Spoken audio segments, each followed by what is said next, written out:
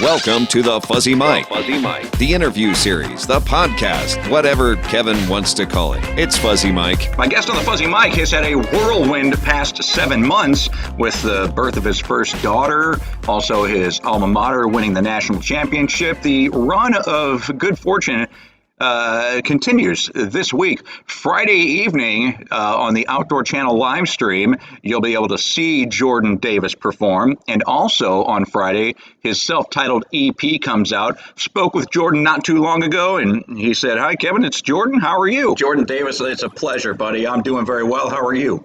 I'm doing great, man. Doing great. Thank you for talking with me. Well, thank you for taking time out of your schedule to talk to me. It's bragging rights year for you, buddy. Your alma mater did it in January. Oh, man, that was a fun one. Where did you watch the game? I was in New Orleans. Really? Did you go? Yeah. So I didn't get to go to the game.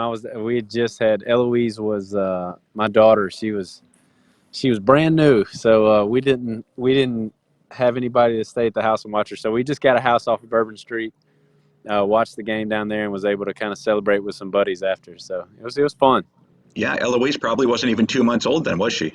No, she was. She was born in late November. So that was her first LSU experience. So it was pretty. She kicked it off right. How can she top that? She can't possibly in her lifetime top that. No, you can't. There's especially with that team that season. Like that was just a special time. That was amazing. We're talking to Jordan Davis. You can see Jordan this coming up Friday evening on Outdoor Channel. Friday, actually, the 22nd. It's a big day for you, buddy. Yeah, man. Got the EP coming out. Getting to talk and hang out with y'all. It's gonna be a good way to kick off Friday. Now, if I can go fish that morning and land a few, that'd be the day of all days. I'd be up there with that LSU win. Really? That's how special that would be, huh? Yeah, man. I mean, well, I don't know. I might have gone. That day was pretty special down in New Orleans. Yeah, that was a pretty sweet 60 days for you, having the birth of your first child and then your alma mater winning the national championship. You're from Shreveport, and I can understand you. How far in southern Louisiana do you have to go before you get to the Ed Orgeron dialect?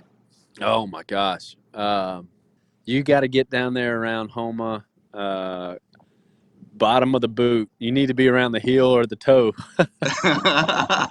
I can imagine him going on like a recruiting trip out to California, and the parents of the student athlete are just sitting there going, "I don't know what the hell he said, but Yeah.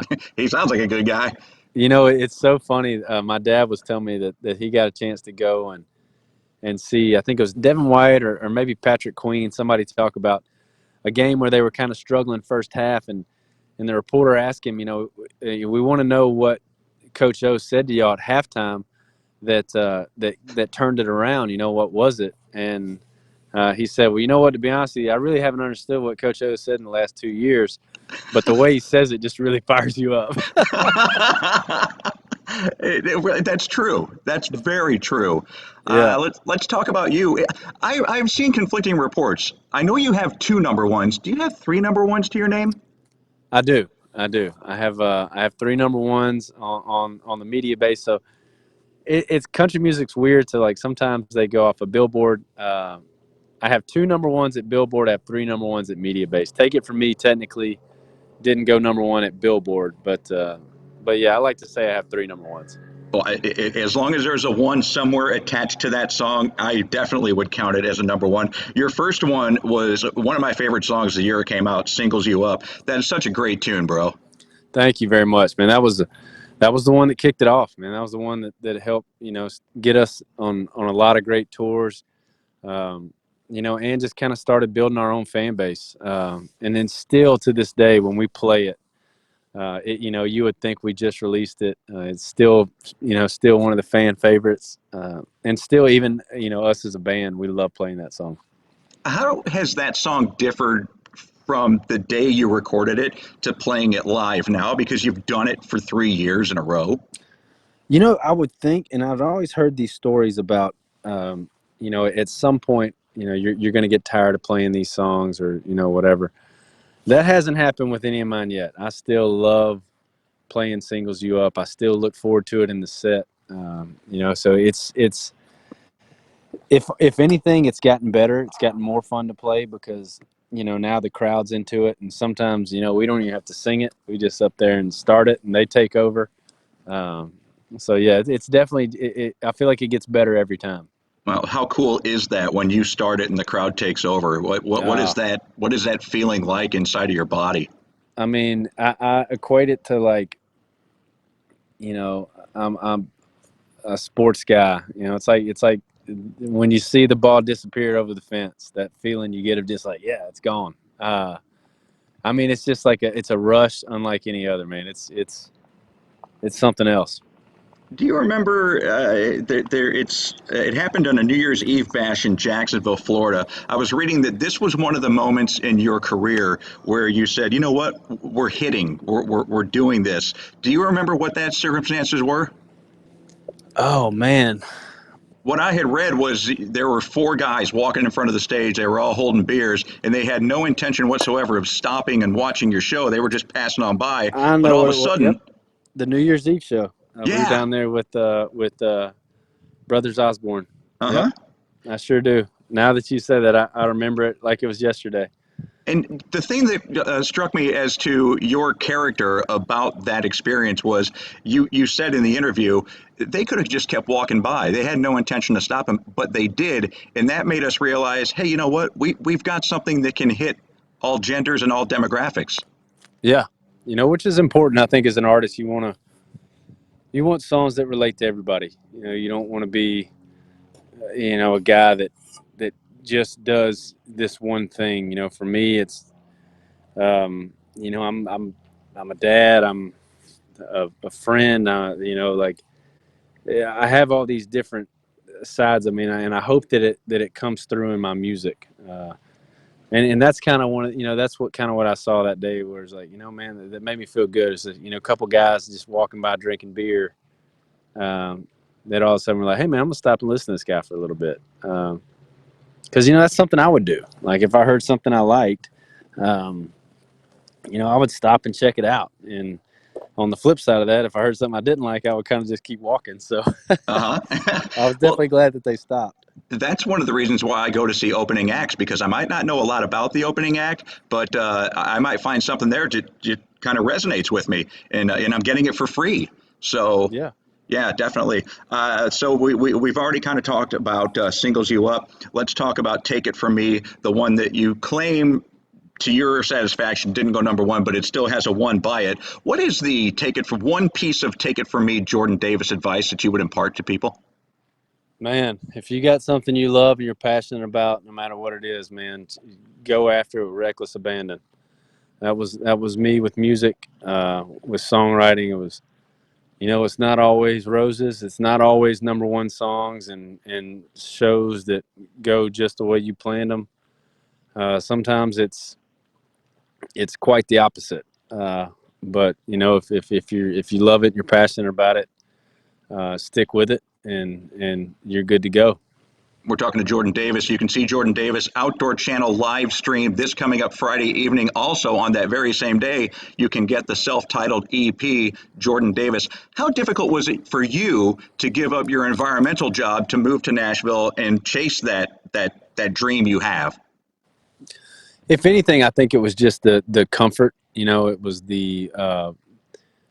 I was, I had a little bit of nerves as far as like, is it going to work out? Music's a tough way to make a living. Is it something that's going to be able to pay the bills? I was leaving a job that, it was the best job I'd ever had up in that point in my life. And I was leaving that job to go try to find a bartending gig and hope that I could get somebody to record my songs and hopefully get them on the radio.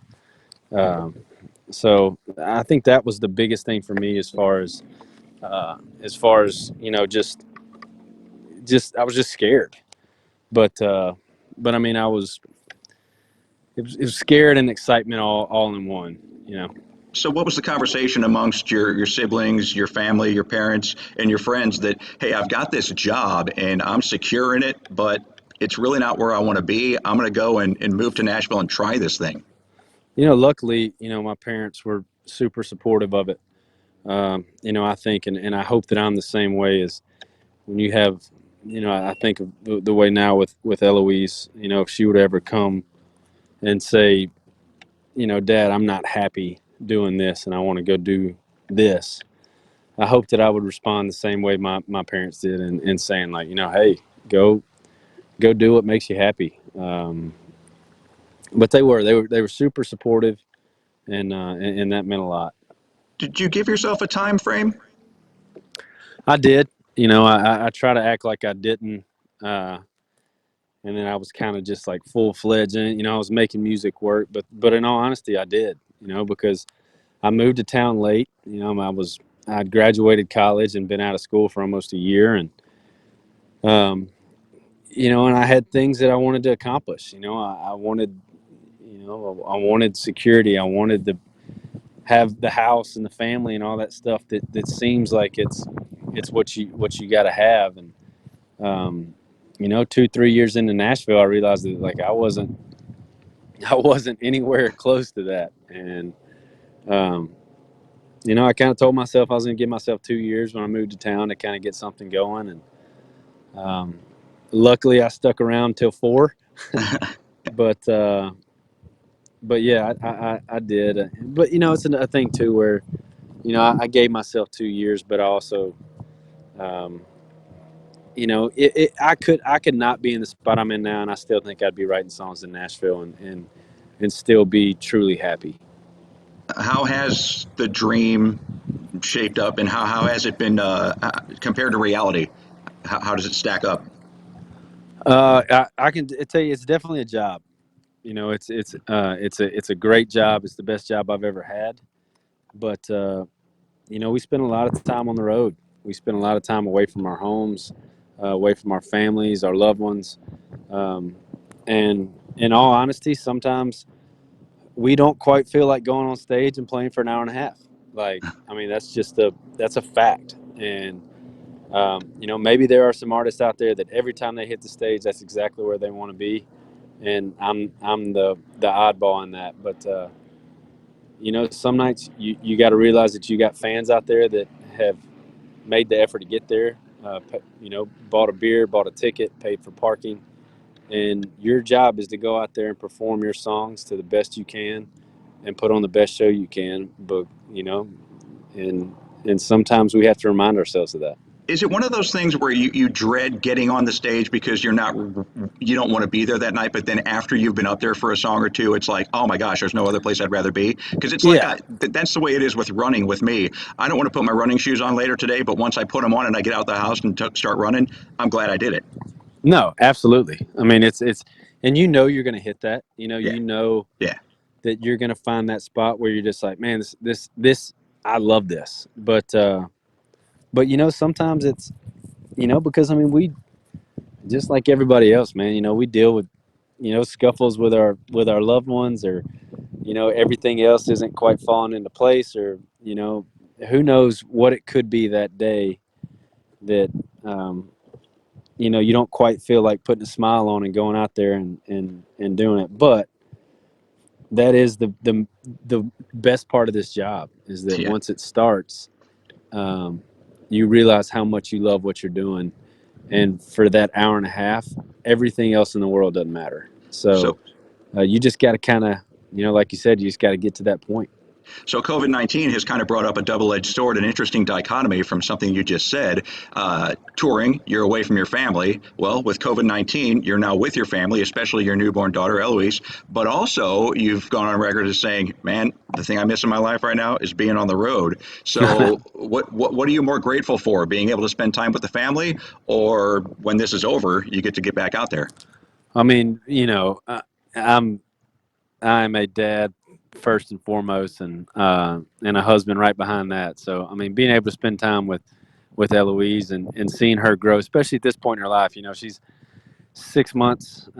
She'll be 6 months old at the end of this week, and they're changing so much here, and so the time that I've been able to spend with her is priceless. I mean, there's nothing else in the world that I'd rather be doing than that. But yes, I am also very excited to get back out, um, see my fans, and start performing this new music, because we really haven't had a chance to play this new music live. Yeah. So it's we're definitely excited to get back out on the road, but cherishing the time I get with Eloise and my wife. Well, I'm sure on Friday evening, the 22nd, on Outdoor Channel live stream, we're going to be able to hear some of these new songs live. I want to talk to you about Cool Anymore. The video for that is awesome. It was shot in a church, and I watched some of the back scenes interview stuff with you, and you said it's basically a song about leaving work at work. And what an interesting time for this to come out because work is now taking place from home. So, how are you balancing music and home life right now? Oh, thank the good Lord for fish, because I'm trying to catch them all. I really have, kind of told my wife, I haven't got to, obviously I love growing up in Louisiana. Hunting and fishing was something that was very, from an early age, something I love doing. And with the touring schedule we've had the past couple of years, we haven't really been able to do that. I haven't been able to hunt and fish as much as I've wanted to. So, luckily my wife has been okay with me spending the majority of my mornings on the lake, um, and coming home and resuming my dad duties and husband duties. But yeah, definitely the great outdoors has been a good little peaceful place for me. But you've always been an outdoorsman. I mean, that was kind of what led you into your environmental studies at LSU. That's what led you to get your degree. And then on Earth Day, I remember your post that had said, "Happy Earth Day, everyone! Get outside and enjoy it." So, what is it about the outdoors that when you're out there, it just calms you? Where do you go? I mean, for me, I think, I think just being by yourself and being quiet is good for anybody, to kind of to think about stuff, to reorganize what's really important. For me, just happens naturally when I get by myself. I don't mean I'm fishing or I'm sitting in a tree and there's nothing else going on. Uh, and I think a lot of it is just my raising, the way some of the times I had with my dad, or some of the fishing trips I've had with my grandpa. And, when I'm doing that, those are the memories that I'm remembering.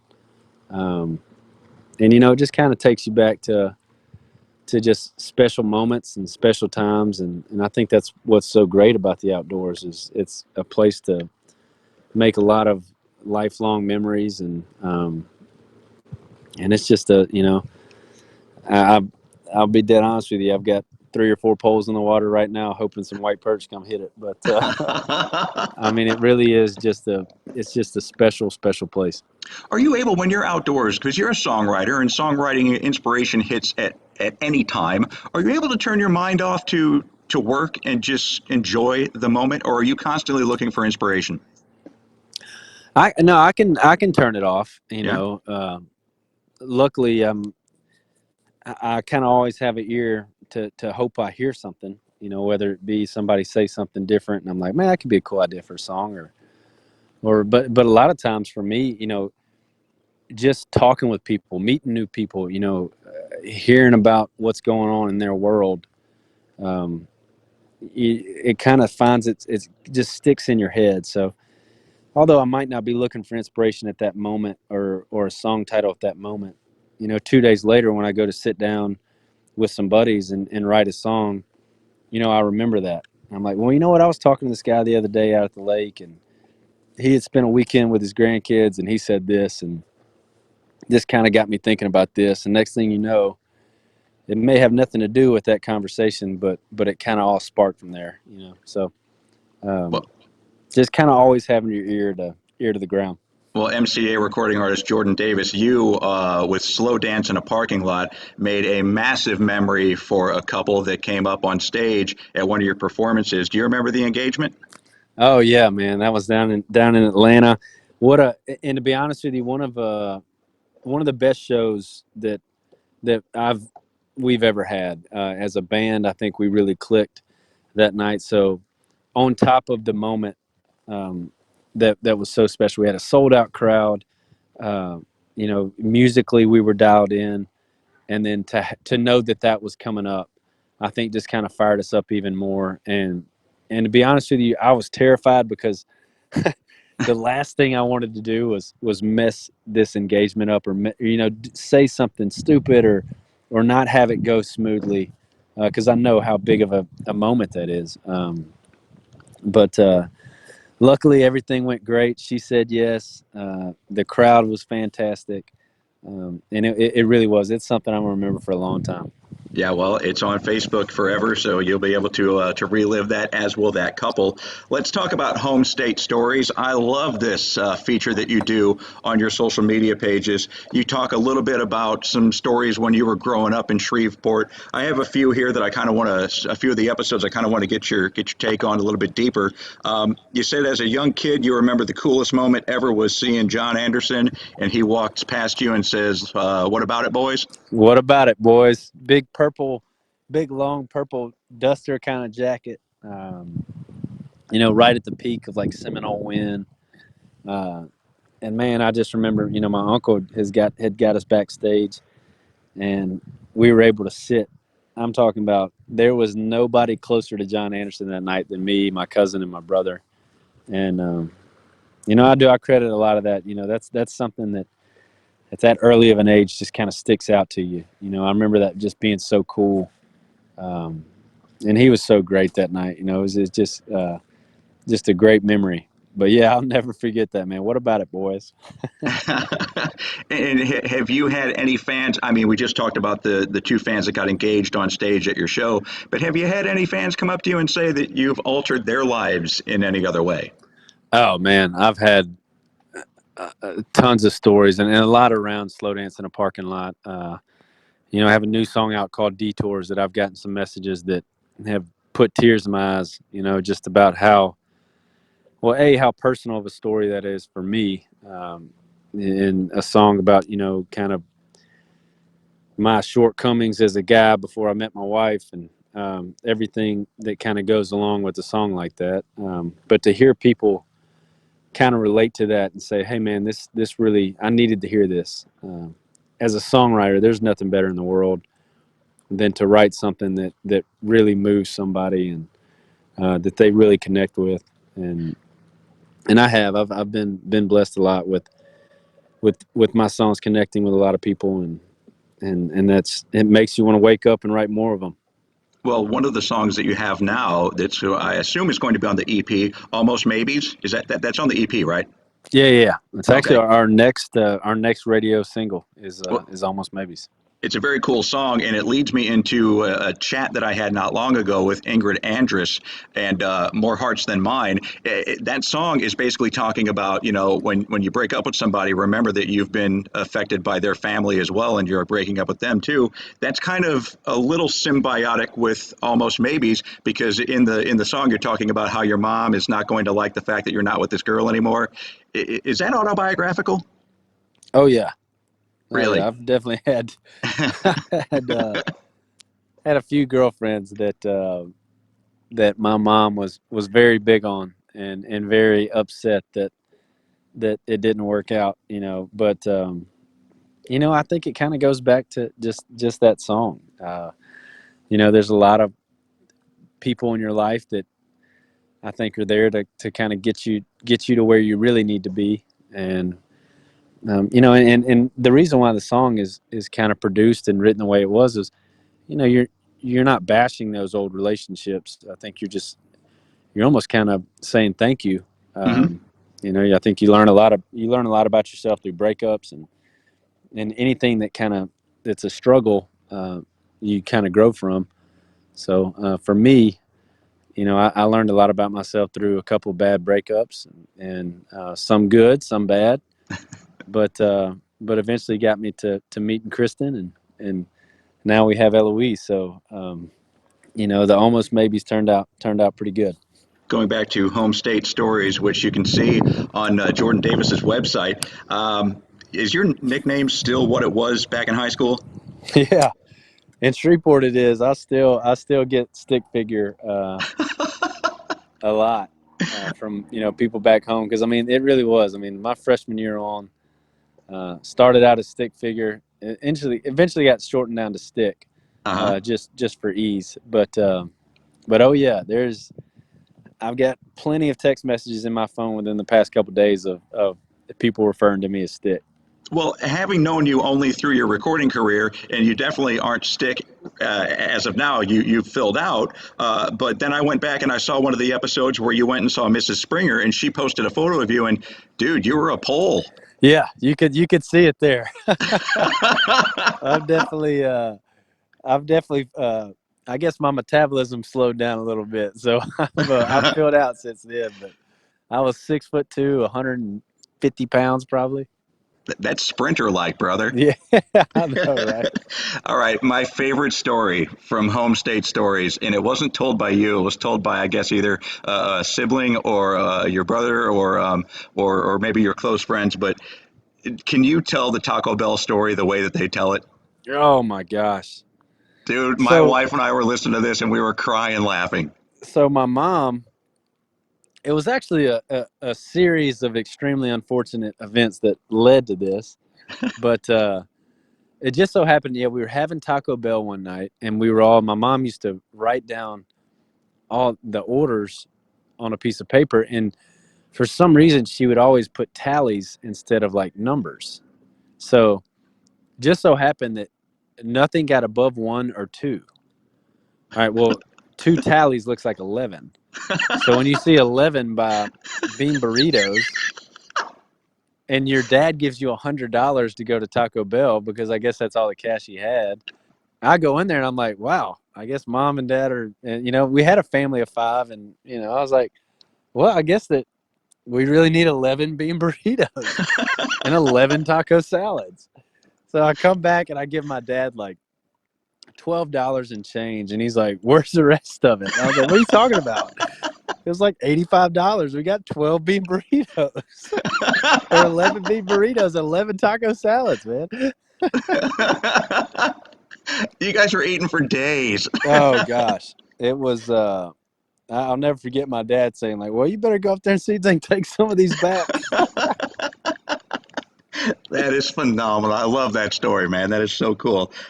Something else I love about you, Jordan Davis, is your affiliation with St. Jude. My wife and I work very closely with pediatric cancer patients here in Houston. Thank you for joining that fight, my friend. Oh, absolutely, man. There's and I encourage anybody that just wants to have their world moved to go check out a St. Jude hospital. What they're doing is just amazing. Not only for the kids, for the parents, for the families. It's just a top-notch spot, and I love anything we ever get to do with St. Jude's. We're all in on it. Well, that's fantastic. We love hearing that. This has been a fantastic conversation because you're one of the most candid artists I've ever spoken to. And, I should have realized that because your songs are so deeply personal. But I wish you more and more success than you've ever dreamed you could have. It's happening for you. And we can't wait to watch you on Friday the 22nd. Can't wait to get the EP. Kevin, I appreciate it, man. Thank you for the kind words. Appreciate you talking with me. And give our best to Miss Kristen and Miss Eloise, and we'll see you soon, buddy. Awesome. Thank you, Kevin. See you soon. My thanks to Jordan Davis for joining us on the Fuzzy Mic. Also, my thanks to Chris Fabiani and the very lovely Miranda McDonald from Universal Music Group. Also, thank you to Callie Bartz with Red Light Management. And thank you once again to Tom Caraccioli from Outdoor Channel. My name is Kevin Klein. I'm your host of the Fuzzy Mic. Thank you for listening, and we'll see you next time. That's it for the Fuzzy Mic. Thank you. The Fuzzy Mic with Kevin Klein. Executive producer Trish Klein. Social media director Lisa Titan. Mouth noises by Zach Sheesh at the Radio Farm. Get your Fuzz fix online anytime at thefuzzymic.com. Everywhere with the iHeartRadio app and in this pocket. Wow, that is a lot of fuzz. Thanks for listening to the Fuzzy Mic.